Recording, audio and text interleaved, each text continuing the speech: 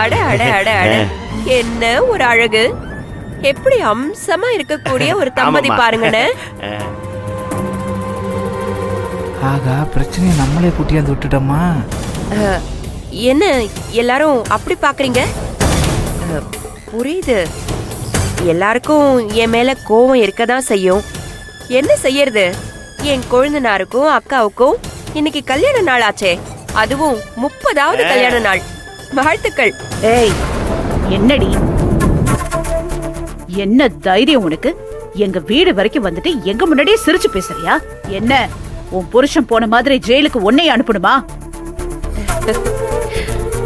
பாத்தீங்களா பங்காளி, வீடு தேடி வந்தவங்க கிட்ட பேசுற பேச்சா இது? வாங்கன்னு ஒரு வார்த்தை கூப்பிட வேண்டாம், ஏன் இங்க வந்தீங்கன்னு கேட்காமலாச்சும் இருக்கலாம்ல. இங்க பாரு, நிச்சயமா நீ நல்ல நோக்கத்தோட வரலன்னு எனக்கு தெரியும். ஆனா இப்ப எதுக்காக வந்திருக்கன்னு எனக்கு புரியல. கொழுந்தனாரே, ஏன் புருஷன் மேல உங்களுக்கு கோவம் தான். அவரை ஜெயிலுக்கு அனுப்பி வச்சது உங்க குடும்பம் தான். அந்த கோவம் எனக்கு இருக்கு. அதே நேரத்துல கொழுந்தனாரோட கல்யாண நாளுக்கு வந்து வாழ்த்துறது முக்கியம் இல்லையா? அதான் சிரிச்சுக்கிட்டே வந்து நிக்கிறேன். போதுமா?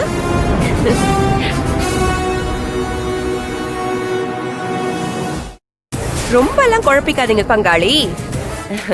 இவ்ளோ நடந்ததுக்கு அப்புறமும் ரொம்ப நல்லவ மாதிரி இழிச்சுக்கிட்டே வந்து நிக்கிறாளேன்னு உங்களுக்கு தோணும்.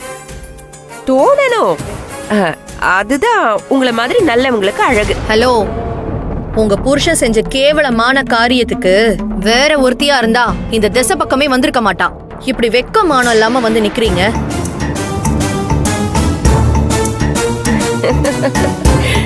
இந்த அடி என் பங்காளி மகளே. நான் இப்பவும் சொல்றேன், ஊர்ல நானும் என் புருஷனும் செஞ்சது எல்லாமே எங்க பதவிக்காகவும் அதிகாரத்துக்காகவும் மட்டும்தான். அதனால நாம சொந்த பந்தம் இல்லைன்னு ஆயிடுமா? இப்ப நான் வந்து நிக்கிறதே நம்ம உறவு முறைய கொண்டாடுறதுக்காக தான். அதையும் இதையும் போட்டு குழப்பிக்க கூடாது கண்ணு. அதிகாரம் வேற, சொந்த பந்தம் வேற. அத முதல்ல புரிஞ்சுக்கணும், சரியா? என்ன ஆள் இவங்க? சரி, வந்த வாழ்த்துட்டல, கிளம்பு. ரொம்ப நேரம்லாம் கோவத்தை கண்ட்ரோல் பண்ணிட்டு இருக்க முடியாது. போறேன் பங்காளி, போகதானே போறேன். வந்தவள வாய் நிறைய வான்னு ஒரு வார்த்தை கூப்பிடல, ஒரு வாய் காப்பி டீ வேணுமான்னு கூட கேட்கல. ஒரு கிளாஸ் தண்ணி, இதெல்லாம் பார்த்தா நாம வாழ முடியுமா? அண்ணே, என்னென்ன பாத்துக்கிட்டு நின்னுகிட்டே இருக்க? இது நம்ம பங்காளி வீடுன்னு, உரிமைப்பட்ட வீடு. நீ கூச்சப்படாம நேரா சமையல் கட்டுக்கு போய் ஒரு கிளாஸ் தண்ணி எடுத்துட்டு வானே. சொந்த பந்தம் விட்டு போகாம இருக்கிறதுக்காக ஒரு சொம்பு தண்ணியாவது குடிச்சிட்டு போவோம். போ, போயிட்டு வா. போனே. என்ன, எங்க போற?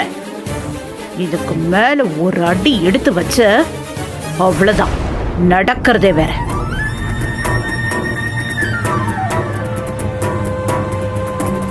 என்னங்க, கண்டவெல்லாம் நடு வீட்டுக்கு வந்து நம்ம கிட்ட இஷ்டத்துக்கு பேசிட்டு இருக்கா, வேடிக்கை பார்த்துட்டு இருக்கீங்க. அடிச்சு வெளியே துரத்துங்க.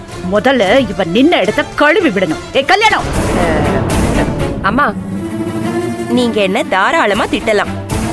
அம்பிட்டு என்னத்துக்கு? உங்க வீட்டுல கிடக்குற எதையாவது எடுத்து என்ன அடிக்கலாம். அடிங்க, நான் சந்தோஷமா ஏத்துக்குவேன். ஏன்னா நீங்க என்னோட பங்காளி. என்ன வேணாலும் செய்யறதுக்கு உங்களுக்கு எல்லா உரிமையும் இருக்கு. நான் நம்ம உறவு முக்கியம்னு சொல்லி வந்திருக்கேன். என்னோட வாழ்க்கையாவது வாங்கிக்க மாட்டீங்களா? ஏய் டாடி, இவங்கலாம் எதுக்குள்ள வந்திருக்காங்க? யார் இவங்கள உள்ள விட்டது? அடடடடடடா, என் சின்ன பங்காளி, நீங்களும் இங்கதான் இருக்கீங்களா? அப்படியே மகாராசம் மாதிரி தக தகன்னு மின்றீங்களே. கூடவே வீட்டுக்காரியோட தான் சுத்திக்கிட்டு இருக்கீங்களா? என்ன, ஏன் உன் வீட்டுக்காரரை கூட்டிட்டு சுத்துறதுக்கு அவருக்கு ஜாமீன் கிடைக்கலையா? என்ன டாடி இதெல்லாம்? இவங்களை கிளம்ப சொல்லுங்க. வீடு தேடி வந்திருக்காங்க, அதனால பொறுமையா அனுப்பலான் இருக்கேன்.